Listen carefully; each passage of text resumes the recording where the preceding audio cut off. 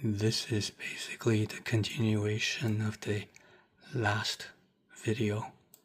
So this was the previous internal liquidity being built, and this was D1, and RT1, RT2 blended in with D1, and then the move.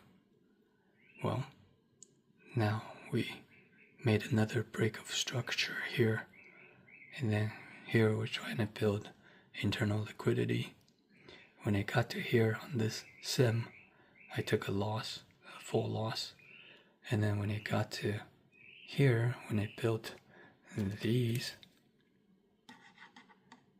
blended, see, it's kind of like the blended internal liquidity of D1 and then RT1, RT2, and these I broke even on this one.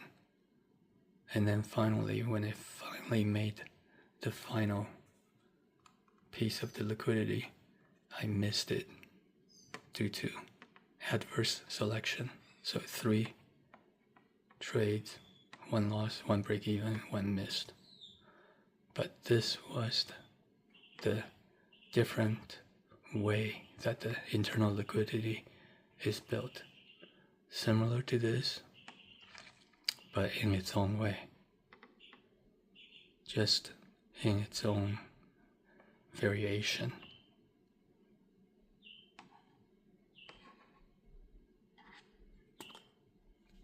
So it's very much just like Cramson says.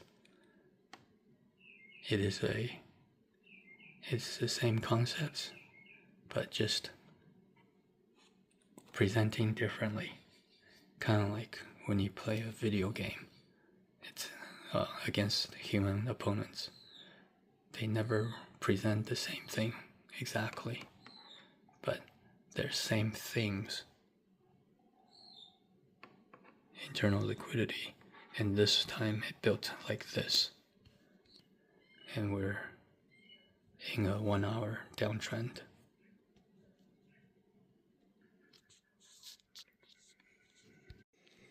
And here's the same thing in the card.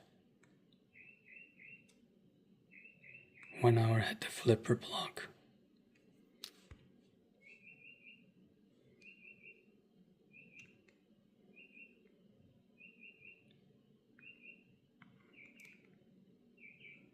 It's kind of like the NFL. It's kind of like the NFL, the offense, the defense, they run different looks. They run plays, they line up, and they try to outsmart each other.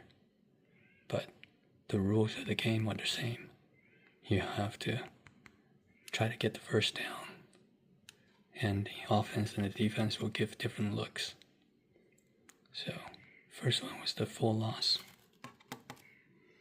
Second one was break even, and the third one was a miss.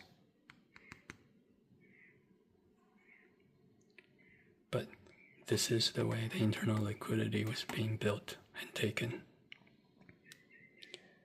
And we do have to note that this is a trending market.